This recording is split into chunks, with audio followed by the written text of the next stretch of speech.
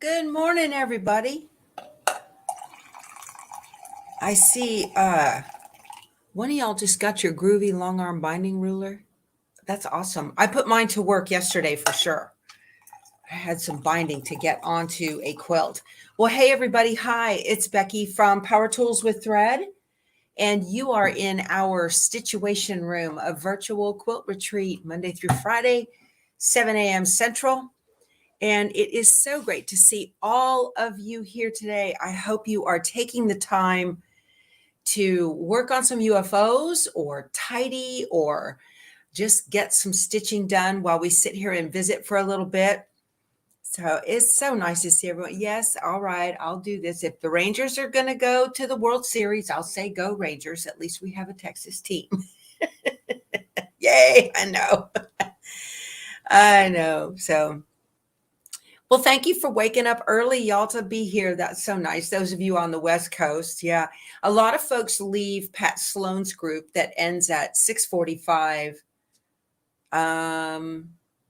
What would be my time?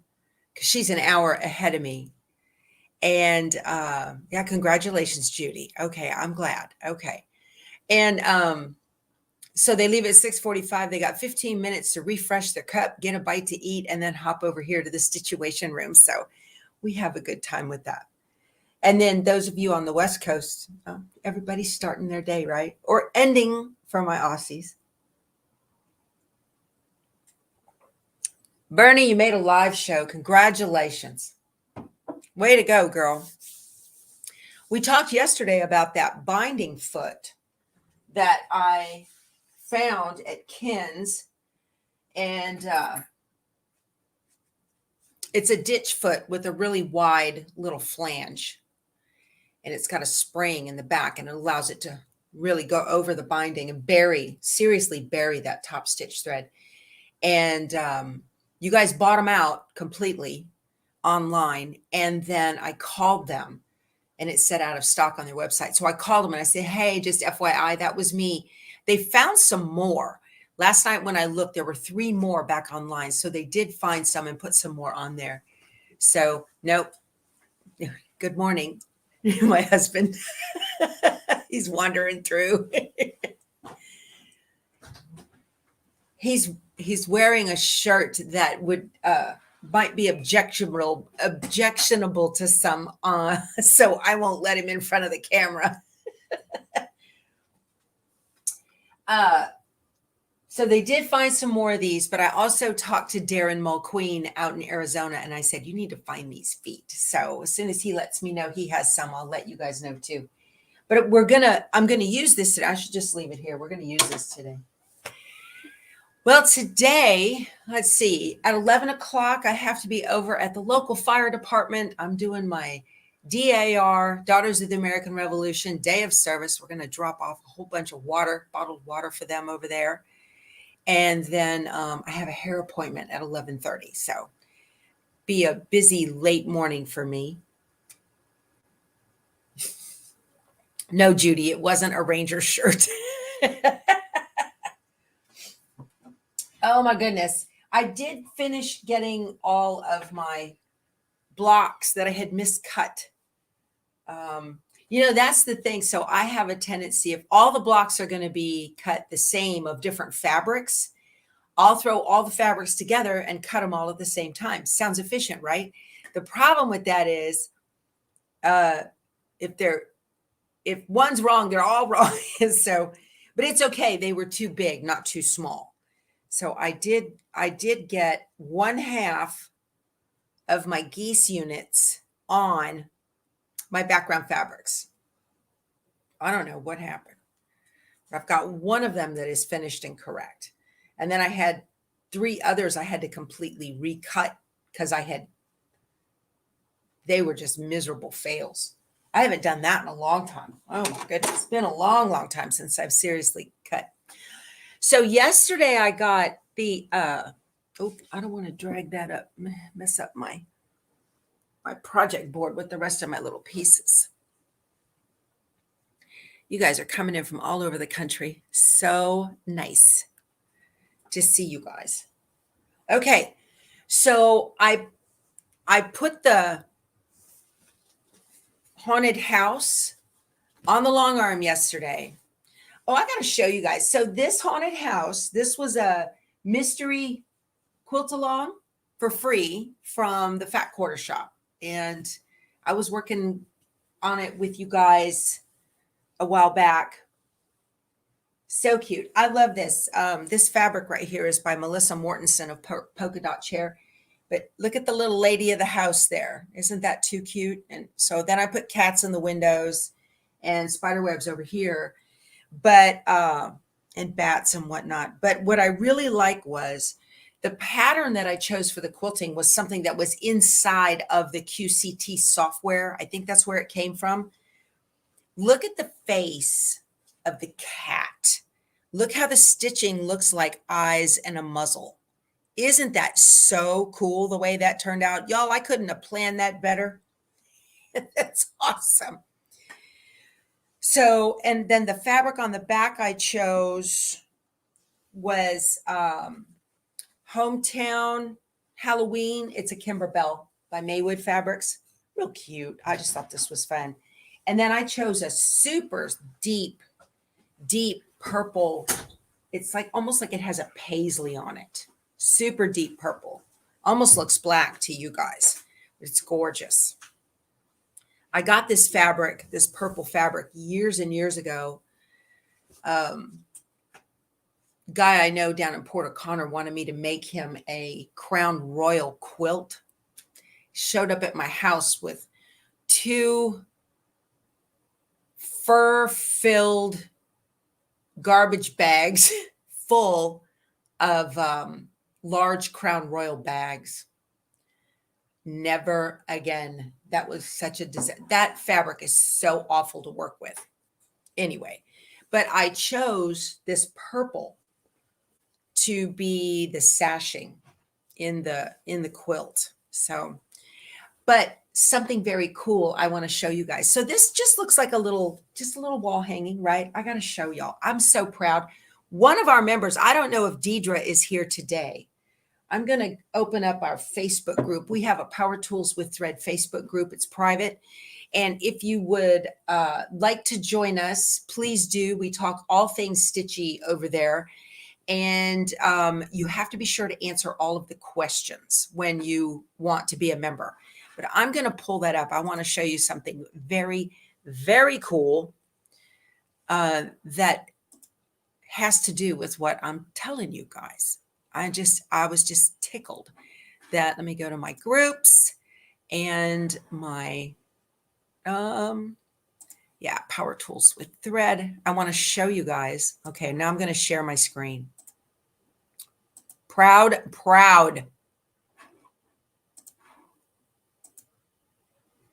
Take a look. So Deidre Powell is one of our members. She has popped in here before. She's been watching my channel forever. You guys look right there. Do you see the pink ribbon? She got 4th place at the North Carolina State Fair with this quilt.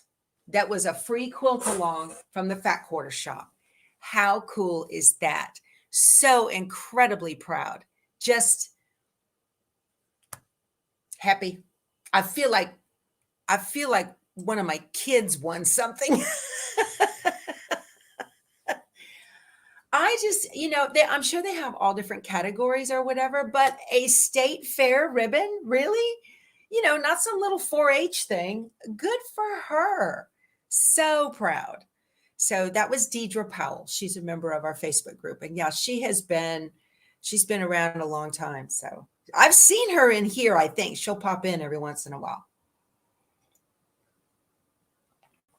So anyway, I don't have my binding finished here at the top. I've got to get that. I just started at the top of the quilt. Doesn't matter where, right? So I need to get that done. And I thought I'd finish that up with you guys and then use that new binding foot to get that on. So anyway, having a hard time moving this morning, you guys. I'm on cup number 2. Trying to get it working. Yeah, I know. Have any of y'all ever entered into your quilts in a show and You know, if so, what was your experience? And if you won, what'd you win? You know, what place or whatever. That's so cool. I've never entered a show and I don't think I ever will. I don't think it's not my thing. Kim says her son has wanted her to make him a crown royal quilt and she says no. Yeah, so Kim, what I did was I cut out the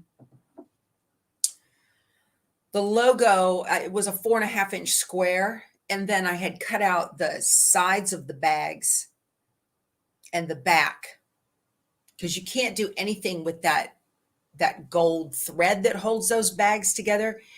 And the back of that fabric, you have to stabilize it. I use not SF101, but I use like a Pellon's 911F, which is a very lightweight fusible. And so I had stabilized the logos with that, not the rest of it. I don't think I did, or maybe I did. I can't remember. And so for the sides and the back of the bag, I used that to make flying geese on the same color. I found it was kind of a yellow, orange, gold blender. And so that was the base of the geese and then the purple stars. So I used it. They were just star blocks, tons and tons of star blocks with big, wide sashing in between them. It was a beautiful quilt. You know, you paid me well for it, but I won't ever make another one. It was miserable work. Oh, Cindy, congratulations. Look at that. A sweet pea design in your county fair and got a blue ribbon. Good for you. That's awesome. Yeah, that's wonderful. Look at this, you guys. How nice. Gayla got a blue ribbon and reserve grand champion. Wow. Look at this. Entered your first hand quilted quilt in a show. Connie did and got third place. That's so neat. That is so neat. So proud of you guys. Yep.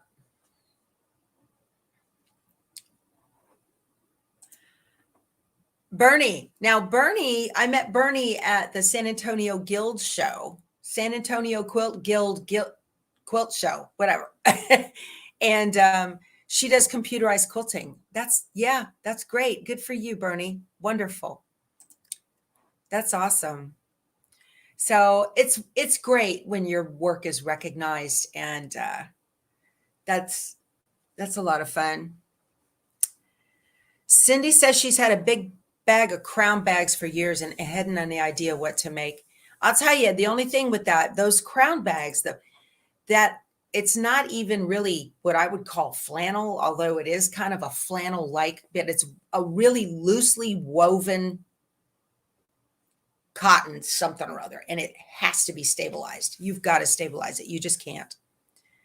So look at this. That's wonderful. Congratulations, Terry. I hope I don't miss anybody, but do I have a pic of the Crown Royal quilt, Kim? Well,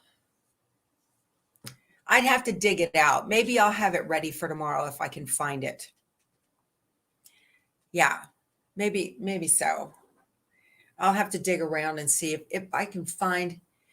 Y'all, he wanted it for his king size bed on his boat. Wow. Oh, this is nice. How about this? Enter the fair for the first time, entered a quilt, since earned best of show at state and county. Good for you. That's wonderful. See, and so you guys make me feel like I'm some kind of hack sitting over here fumbling around in front of my sewing machine. Yeah, that's okay though. You know, I mean, it's all about learning from each other and just visiting and enjoying each other's company, right? So I'm going to go ahead and get this quilt binding done. I want to show you guys how I finish my diagonal seam binding. I've shown it before, but we have so many new people. It's really quite simple. There's no math. If you're new to quilting, this is the way they used to teach it back in the day in home ec. So I use the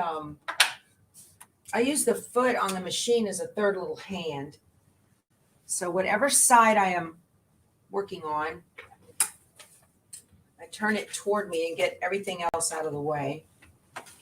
Bring this in. Okay. I've got a little bit of an opening right here to get this done. Let me show you guys. Bring you in. Uh-oh, what happened? What happened? There we go. I don't know what that was, y'all. Sorry. Okay. So it doesn't matter. Some people like to do it on the side of a quilt. This quilt is pretty much square. It doesn't matter. But so the one on my left, I lay it out flat, and I'm just going to, however long the opening is, I guess. I need just enough to be able to, I usually use like 3 or 4 fingers width right here. And I'm just going to cut it. I think that'll work fine right about there. I may not have enough room. I might need to pull it back a little bit. I usually do. I think I am going to have to undo some stitches. I didn't leave enough room here. Can I do this left-handed? Yeah. Just give me a little more space. That's fine. Okay.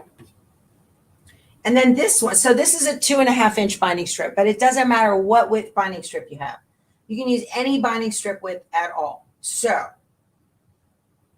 I cut off this little piece, right? This is my measuring guide. And I'm going to open this up, okay? And I'm going to lay it. I want to get in real close so you guys can see how to do this. Okay. So I'm going to lay it so that it forms a L. Okay. It forms an L. It's perpendicular here. See how these ends right here match? What I want to do is I'm going to take this and I'm going to move it about 1/4 of an inch into the opening. Okay. So now, let me hold it up so you can see. Can you see? So that's 1/4 of an inch into the opening here. All right.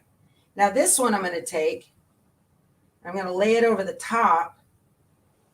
I'm going to take my scissors and I'm going to cut over here on this side of that L strip. I didn't even measure. I just cut it. Okay. All right. So this is what I have left of my little binding pieces. Now, so the one that's on my left, I'm going to lay it out flat, face down. Okay, so pretty side is up. And the one that's on my right, I'm opening it up and I have the wrong side to me. And I'm going to turn it away from me 360 degrees so that I'm looking at the wrong side again. Okay, I'll do that one more time. So my left one, I lay it down flat, face down, pretty side up. This one, I've opened it up and I'm looking at the wrong side, and I'm going to turn it, take the bottom edge and turn it away from me and turn it all the way around 360 degrees. All right. And now I'm going to pin them together. If you only go 180, it won't work. You got to go 360. And now I'm lining up these points and this edge and this edge. And I'm going to pin these two sides right here. Okay, now I'm going to sew from corner to corner.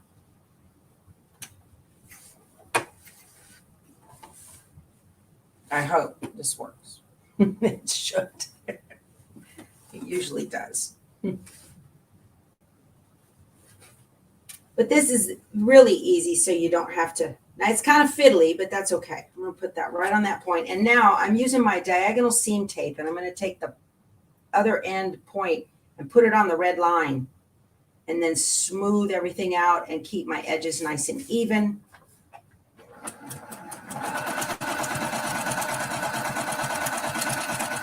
All right.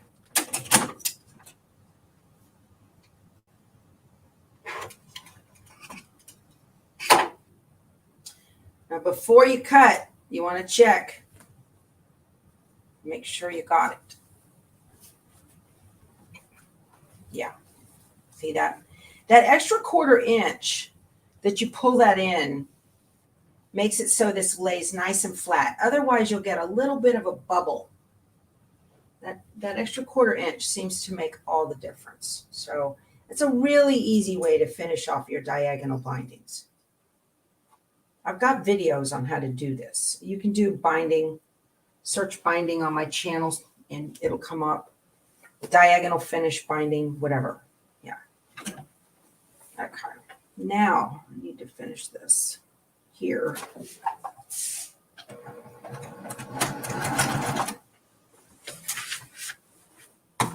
And I'll just press this with my fingers.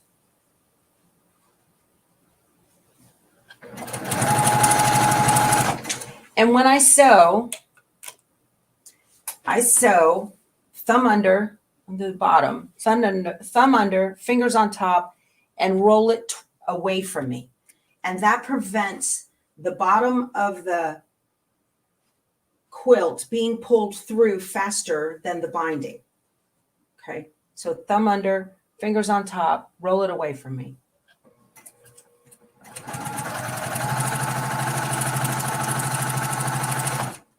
And when you do that, you don't get any bubbles.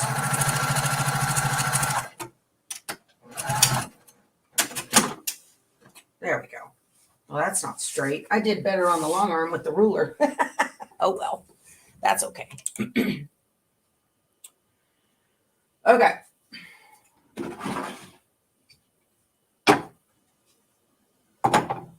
We leave on Thursday for Houston for Quilt Market. So exciting. I'm meeting up with all of the other social media folks for the Fat Quarter shop on Saturday at 1 o'clock. We're going to get a group photo. That'll be fun.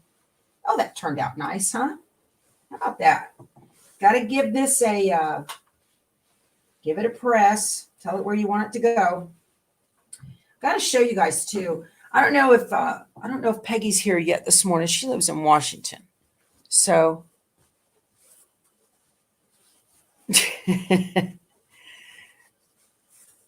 Connie says she does it right. She squeals most rewatched part of this segment.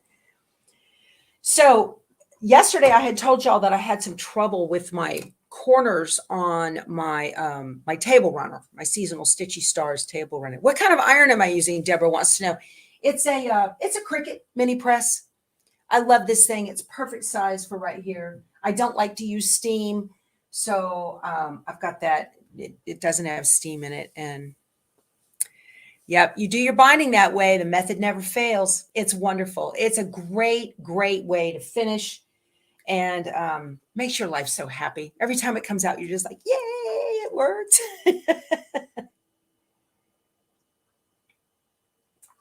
All right. So yesterday, one of our viewers, Peggy, I said I was having trouble with the corners. So she sent me a link to a video. What did I do with what I'm looking for?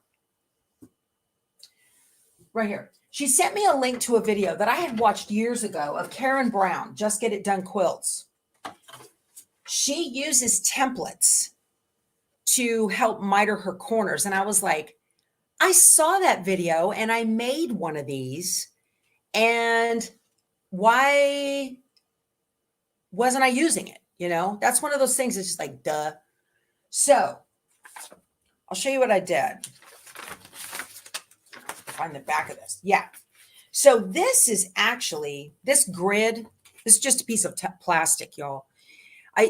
I purchased, if you're new to long arming and you want to use paper pantographs,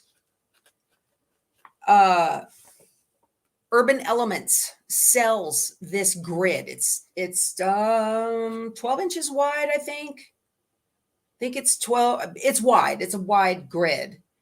And then it's 12 feet long. Okay. Well, I have a 10-foot frame. So the piece that I cut off, this is part of that. I don't ever throw away plastic grid. Good Lord, no. Anyway, so that grid, you lay it down on the back of your long arm frame and you can put your pantograph, your paper pantographs underneath it and make sure everything lines up just great. So my quilt shop, my local quilt shop did that for years and years. That's where I got the idea to get one. Anyway, so that's at Urban Elements, Elements, ELEMENTZ, Urban Elements. They sell long arm designs and goodies like this. So I got this and I kept it. So anyway, let me get back to this. So I made this with the 45-degree angle point, and I like the grid because it already has the marking, 1/4 inch marking to tell me where to stop. I can do all my markings. So that's what I used yesterday on the long arm to make my mitered corners. And they're so dark, but they're so pretty. Every one of them came out perfect because the problem was operator error as usual, right? Yeah. But I'm very happy. They just came out as pretty as they could be. I'll have to do another quilt with a lighter binding and show you guys. But I did it just like Karen shows on the video. And when Peggy sent that to me, I was like, why didn't I use that thing? I did also mark a 45 on the quilt with my friction fine liner markers to make sure that I stopped in the right place and then got that thing just right. The name of the Facebook group, Connie, is Power Tools with Thread. It's our Facebook group. You just search on Facebook, Power Tools with Thread. Yeah, in the groups, and it's there.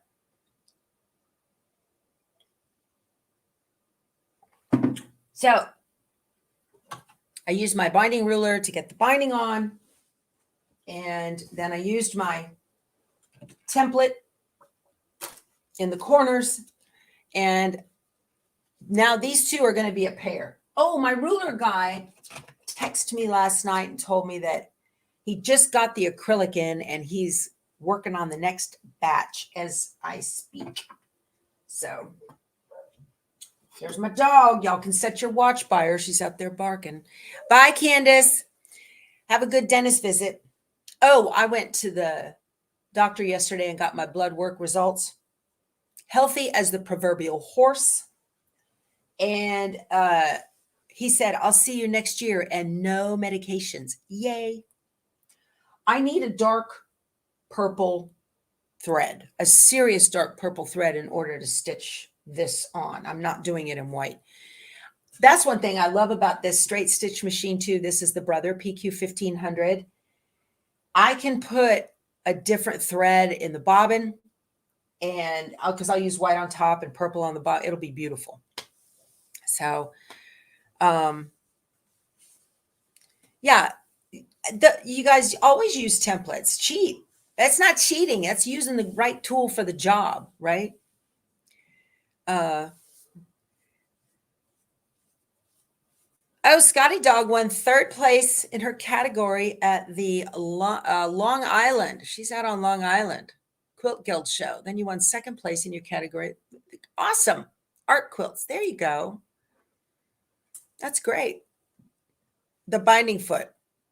Oh, so Judy wants to know about that binding foot and what about the Stellaire XJ1, any heavy duty for it? I have not found that. They do make ditch feet for the low shank that you can put on the Stellaire or Luminaire or whatever. All of those low shank feet for those machines are pretty interchangeable. This is for a high shank, this one, and I have not found that. Darren Mulqueen is digging around, so he's looking for it. He sent me a picture of the one that they have, and the flange that goes in the ditch is one of the thinner ones. I like when which is great if you're going to stitch in the ditch on a quilt on the top of the quilt. But if you're doing, oh yeah, here, oh, I'm going to talk to you about this, Carol, just one second. But when you're doing a binding, this flange on this one is very wide. See how thick that is? it just shoves that binding right out of the way. You might have to get yourself a piecing machine. Yeah. Okay. So, Carol, the reason your thread comes unthreaded when you trim is because you're probably using 100% cotton thread. These machines are this close to being industrial and they need a very strong thread. That happened to me until I go over this. This is not the first time I've talked about this. I use, this is a matte. This thread is matte. It looks like a cotton thread, but it's not. Essential Pro White from Connecting Threads. See that? This is a poly and it works so well until I switched to a poly thread. The needle comes unthreaded. The thread cannot withstand when the blades underneath go chunk, chunk to cut it. A cotton thread is not strong enough and it just can't handle it. Try it. Welcome, Lolita. Glad you made it. Yep. Yeah. If y'all have a second, would you hit the thumbs up below the video? That's very helpful. I appreciate that. And subscribe. Why not? Right. So if you're watching on a TV, you can hit the up arrow for the thumb. So that's cool too. But anyway, this will solve your unthreading problem on these machines. These machines and anything like them, okay? I asked my technician if he could extend the length of the trim so that the thread was longer and it wouldn't come out. And he said it's not possible on this machine. So I just tried different threads and it worked.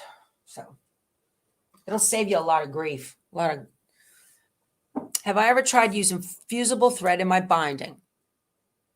No, I have not. And I haven't used my serger either to bind a quilt. No, ma'am, I have not. I've got a serger. I certainly could, but I haven't. Ooh, Jeannie, you're up early.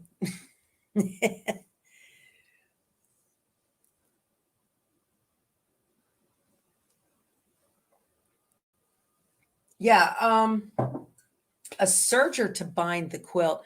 So I guess you would use that third needle, right? Or the third cone.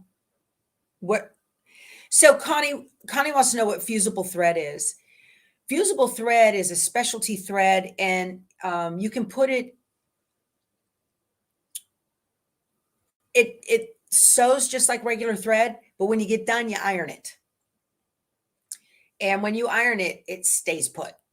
Yeah, stays put, and it's permanent. So, oh, Cindy's going to Paducah. Oh, have a great day. How fun. Good for you. Oh, really? Jackie says there's an adapter. No kidding. For the high shank to use low shank feet like snap-on. Okay. Okay. But not the other way around. You can't, that doesn't work the other way around. Yeah. So, yeah, it's a cool little thing. I've never used it. I've heard of people using it. Some people here talk about it. So Patty's talking about this. Take a look at the Brother Ditchfoot, the SA 191. The rudder is longer. Yes, the rudder is longer, but it's thinner. So that's the thing. This particular one, the rudder is very wide. It's real thick and it shoves that. But the nice part about those ditch feet is that you know that the needle is not going up onto your binding. You're catching it right, right next to it. So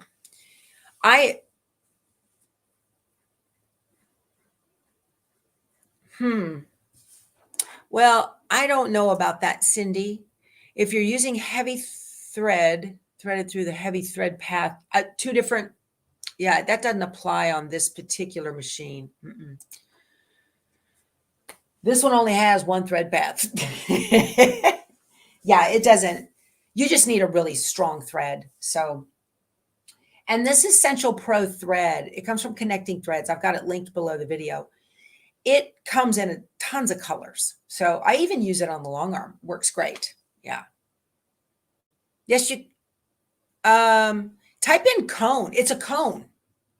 Essential Pro cones is what it is. It's there. Promise. There's a link below the video. Absolutely. Jill can't find it. Yeah.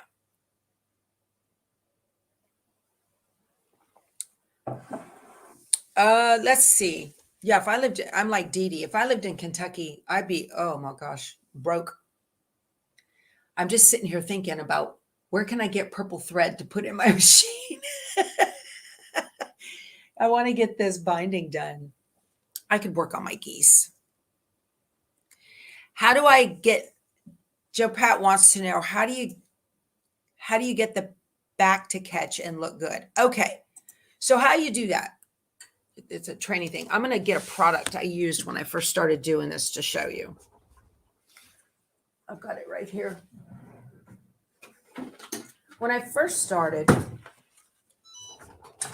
I used Steam-A-Seam. Darn it. Sorry about that, guys. I don't know why that goes black. When I first started, I used 1/4 inch. See the 1/4 inch up here? Steam-A-Seam 2. It's very lightweight. Okay. Hello, Frito. Good morning. So this is what I used to attach the binding onto the back. Come here, baby. Hello, sweet girl. Say good morning. There's my Frito. Hello, sweet girl. Yeah, good dog. Big stretch. Now she's going to rub on my quilts. Hanging right here, I'm sure of it. Because there she goes. Rubbing. I told you guys, she rubs on. Now she's going to rub on the wall. When I put this thing on the long arm yesterday, I got out the roly thing, getting all that fur off. It was terrible. Would you stop that? So, okay. I'm going to have to try that fusible thread in the serger, maybe talk about it. She just does that. Okay. Oh, I can't remember what I was talking about. My dog distracted me. No, she didn't find any snacks, Cindy. No. So, oh, Steam-A-Seam 2. That's what I was talking about. Hello, baby. So I put this on the back, and then on the back of the quilt, you can see where the line is, the stitching line right here. So I put the Steam-A-Seam 2 on the, right outside of the stitching line. And then when you fold this over, you've got enough that it covers the stitching line. Okay.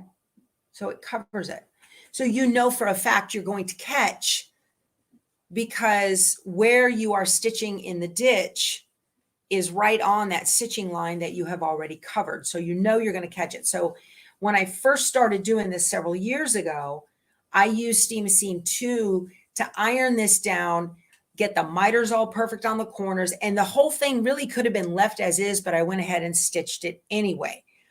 As time goes by, your fingers get used to the depth of the roll of the binding over the edge, and you feel it, and you know, because you've got enough binding strip to cover it. Okay. But you can feel and know that you're doing it right. And I wish I had purple thread. I could even use black. Do I have black here? I could easily use black. I do have some black. I have a black bobbin. That's what I'll do. I'll just use black. This is such a dark. Is this black? I can't see. You can use Elmer's glue, any kind of adhesive that you want to put in your quilt. I don't think you're going to, I think that'll look fine, because this is so stinking dark. And it's the back of the quilt anyway, right? So I'm going to put black in the bobbin to show you guys how I do this.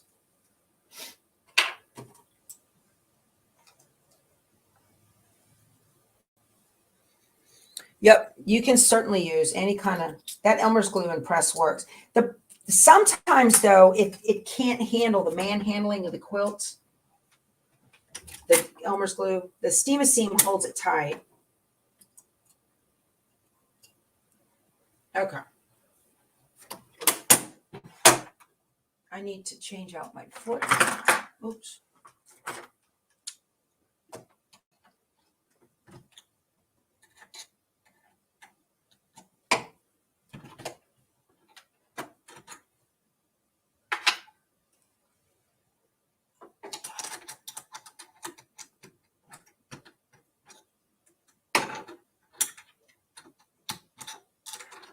Why is this so hard in the morning? Okay.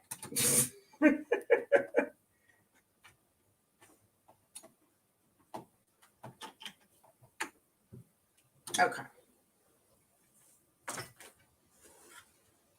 So after you get used to doing this for a while,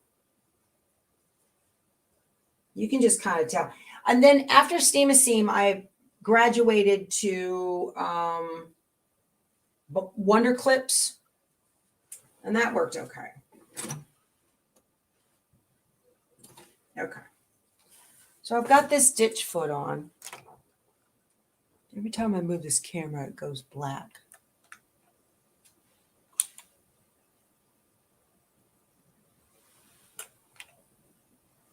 Yeah, I got this stitch foot on here. And what I do is I'll just look at it, and make sure that the binding is pulled over, properly caught, so that I can't see. So here's that white, I can see the thread where I sewed it on. I just make sure that's covered. And I'll do a few stitches.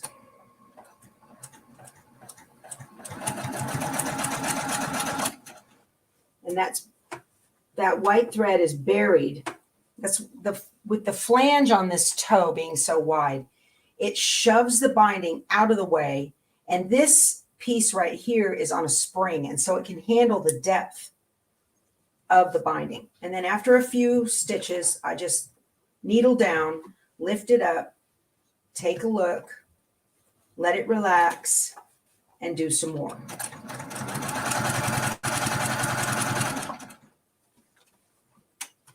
Lift it up, take a look, wrap it around, do it some more. And on the back, let me get here where you can see. This is what we've got on the back. Can you see that? It looks great. Right here. That just got sewn on. Looks wonderful.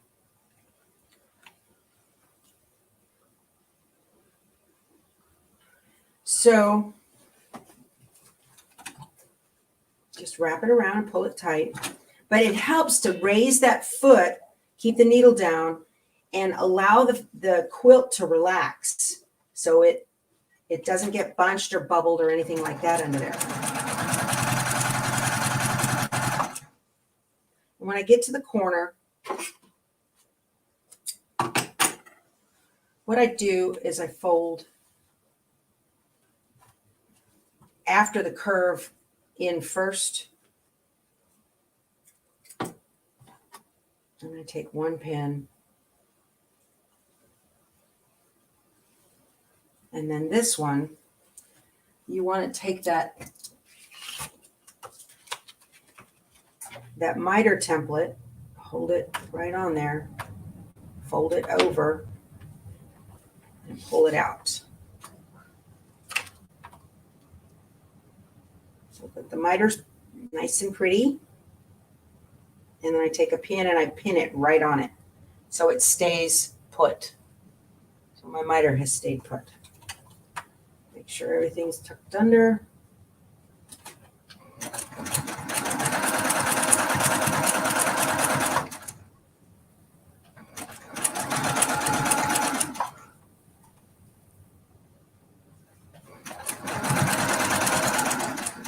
Now I'm going to go right into the corner. I got to look down in that hole. Pull that pin, needle down, turn it. And this is where a stiletto can help. My husband's seam ripper stilettos that he makes. I'm going to take the stiletto and I want to push it from this side and help to get it going under the foot.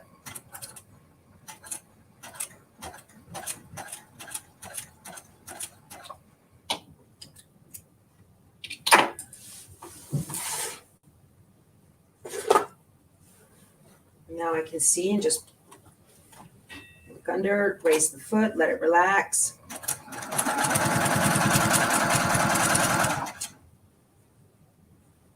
had some loose little threads in here. That was from when I stitched too far when I put the binding on, and I went back and undid that a couple of stitches.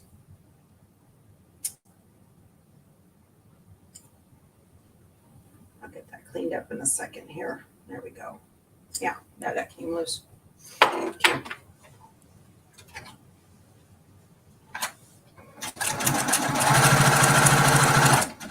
But it's so nice. This goes so much faster with this foot because I know that that flange is shoving that binding out of the way just ever so much, and the top stitching is not going to be seen. Okay. I think I got my corner far enough away. Yep. Looks good. Man, that's perfect. I'll show you guys. Okay, so there's the front. Okay, here's the back. I wish it was not quite so dark so that you could see, but it's absolutely perfect. It looks wonderful. So it's just a matter of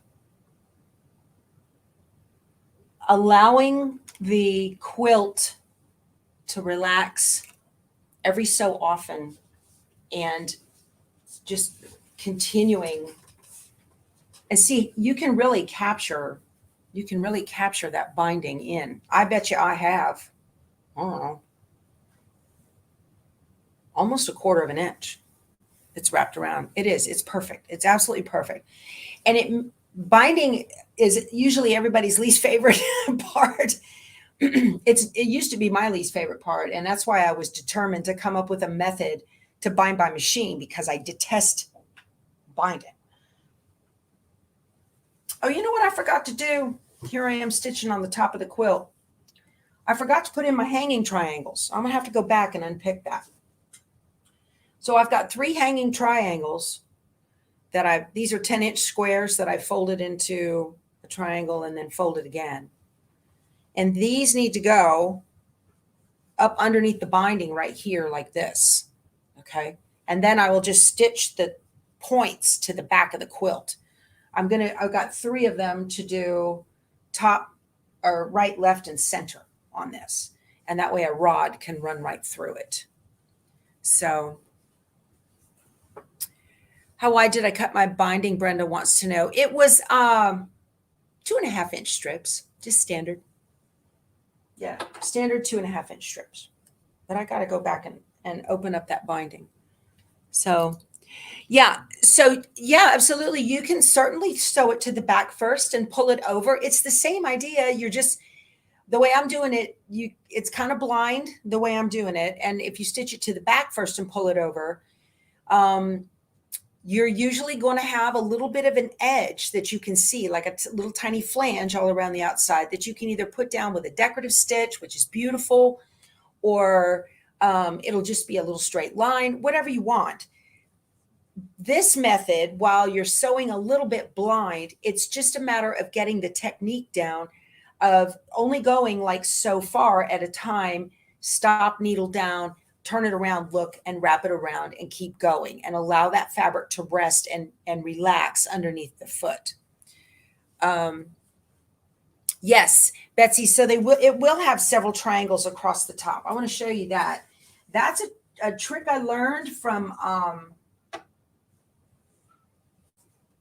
Laura Koya. It's so very easy. I met her at market last year. She, bless her heart, she's about 4 foot nothing, y'all. She's so tiny you wouldn't think of that. Of course, people see me and they're like, "You're so tall." She came up to about my mid-arm. I'm 5'9", and she came up. I was like, "Oh my." Poor thing. Looked like she had to hurt her neck looking up at me. So I'm going to unpick this. How about that? Isn't that seam ripper fabulous? Love it. Okay. So I'm going to take this triangle. Let's see. I don't guess it matters. So I've got the open edge, like the folded napkin I've got the open edge. I'm going to put those to the inside, but it doesn't matter. So I'm going to put this into the binding like this. This is it's great. It just creates a way for the binding to hang without having to do a full sleeve. But you've captured the weight on the both ends and the center. My dog. Oh my goodness. I'll miss her when she's gone. She's 16. Okay. Oh, Keith, please stop that dog from barking. She's wanting to be fed, and it's not time to feed her. So Keith's not gonna. All right, so let's see. Here's the opening edge. So again, this is a 10-inch square. Okay, and I just folded it in half and folded it in half again. I'm gonna put this up in this corner and pin this on.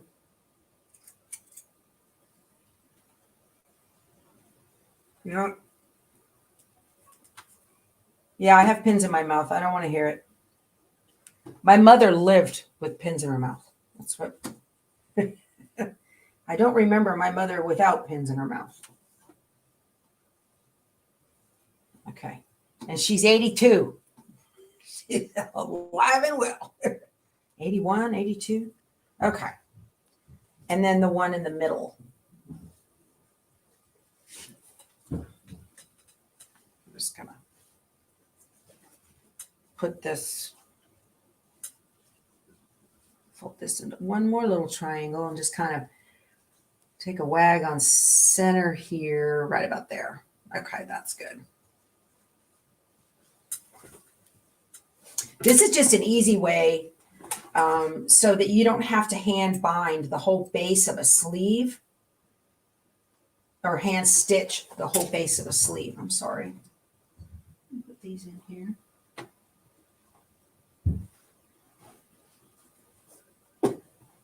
I imagine I could have used smaller triangles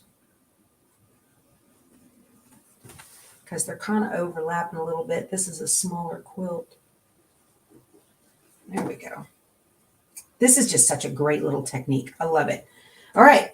So here's what the back is going to look like now. Okay. And all I have to do is do 3 little tack stitches at the point to capture it on the back of the backing. And that's it. And it'll hold nice and strong, just like a sleeve. It's fabulous. Wonderful way to do this. Love it. Yep. Did I finish the raw edges of the square? No, Renee, I didn't. It's fine because the raw edges are all captured up under the binding. There's no raw edges at all. All the raw edges are up in here. So do I have to sew the triangles down or do they stay loose? Yes, Bernadette, you have to sew the triangle tips down. The rest of the triangle is going to stay loose. Okay, let me show you what I'm talking about. So we're going to pretend that I have sewn these triangle tips down. I'm going to use pins.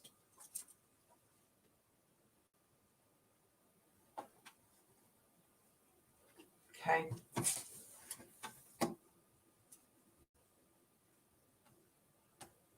Just tack these down with a pin instead of stitches, but we're going to pretend. Okay. I'll be right back. Hold on. I'm going to get a rod so I can show you guys.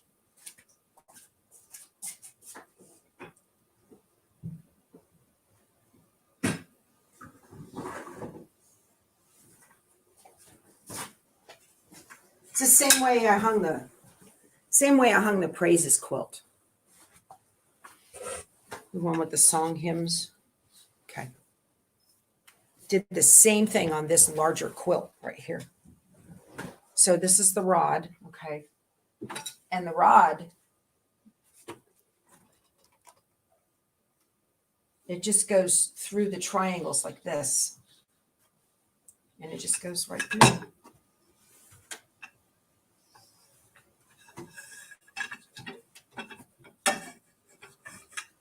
this is what you got. Just like that. This rod's really loose. Okay, so this is how it looks. And it'll hang just like that. And from the back, it looks like this. See that? See how easy that is? You don't have to sew a sleeve anymore on the bottom the whole way. You can just do little triangles. Well, big triangles. So it's a nice, I mean, it holds it just fine. And if you want, you can even put them on the bottom, and then you can put a dowel in there that will make it hang nice and straight and make it so that the dowel is no longer than the width of the quilt. Okay, if you wanted to put a dowel in the bottom, and that'll get your corners down at the bottom to hang nice and straight, because it'll fit just nice. It is going to save an enormous amount of time, Roxanne. Yeah. So, do I use the same size triangles on all quilts? So Laura used a 10-inch or 10.5 or 11-inch triangle. I used a 10 because this was a little bit smaller. I could have probably gotten away with a 9. You don't want to go too small because you need them large enough to really hold the weight. But it worked fine. So, well, thank you, Elle Faber. She says, I'm a great teacher. Thank you. Yeah, it's all about making it easier and simpler to get these beautiful creations up on the wall, or, you know, make them so that when you give someone something, they're not having to figure out how to hang it, which is nice if it is intended to be a hanging quilt like this. So I just love that idea. I thought that was wonderful. It was one of you that sent me the link to the video, and I think I've still got it linked below this video of how to hang, how she did it. But yeah, it is cool. And so now I'm not having to sew. And so I don't want to do that. It's amazing. So cool. So this morning I will go ahead and finish this up and get that done. Yeah. So Debbie has done this method, and she says she's never used smaller than 8 inches. I would think that's about right. So these were 10 and they overlap just a tiny bit because it's such a smaller quilt. But I would think 8 inches would be the smallest. Yeah. Well, that's awesome. Yeah. Okay. Well, today was a lot of fun. We had a good time. Janie wants to know if Keith is going to take the rippers to the quilt show. We can't. We are not vendors. And so if we are caught selling rippers, he'd have to sell them outside like scalped tickets. Yeah. So no, we can't do that. We don't want to ruin. Oh, Donna, thank you so much. That is so thoughtful, Donna. I appreciate that. So what Donna has done is below the chat, there is a smiley face and there is a little $sign, and you can show your appreciation for the content if you enjoyed that. Well, Debbie, thank you. She says it made her day. That's awesome. Thank you so much. That helps me to keep making content for you guys. Helps to pay the internet bill so I can continue to stream. Sell them out of the camper or the hotel room, Bernadette says.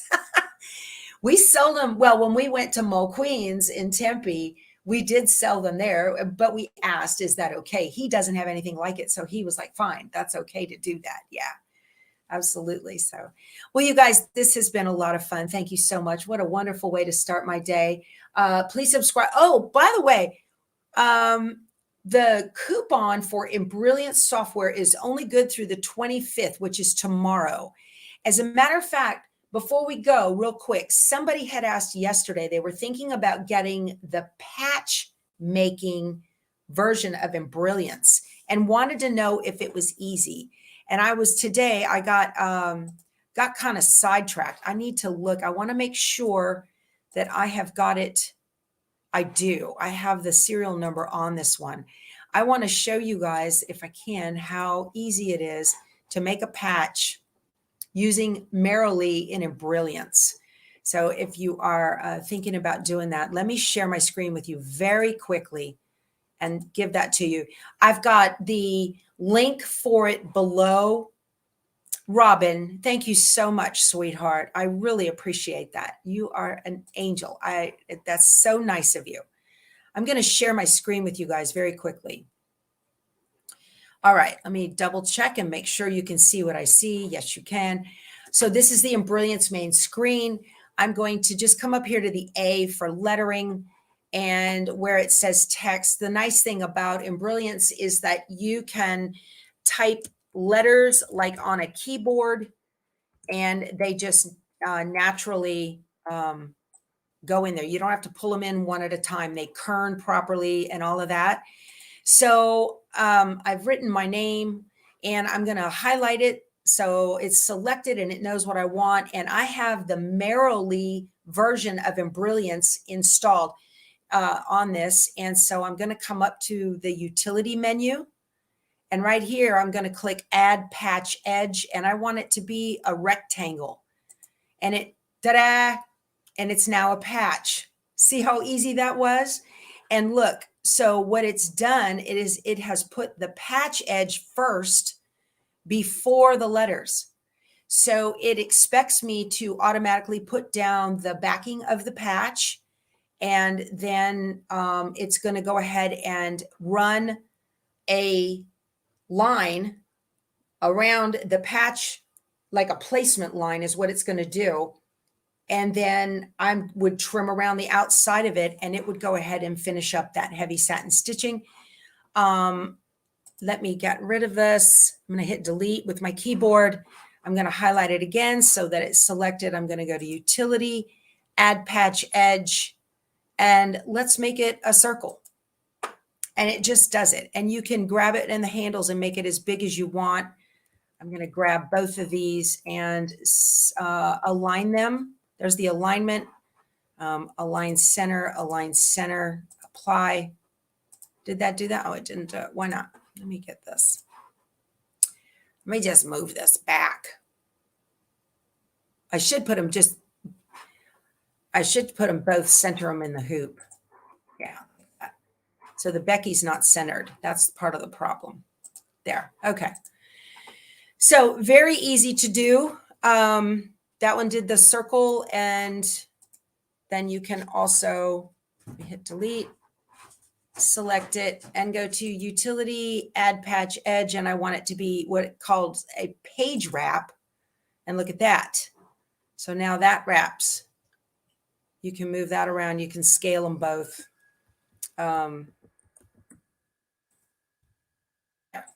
So very neat, very simple to do, and a lot of fun if you are in need of making patches. So yeah, you get 10% off. They're on sale through the 25th, which is tomorrow. And please, if you would use my link below the video, I appreciate that very much. That helps the channel a whole lot. So it's a lot of fun to make patches like that. Super, super easy. I need to make one up because, you know, especially when you're like, I have a tote bag that I made a boo-boo on with the embroidery. I can tear all that out, throw a patch on top of it. I don't even have to tear it out if I don't want to. All right, you guys, enjoy your day. Y'all go sew something. We'll talk to you soon. Bye.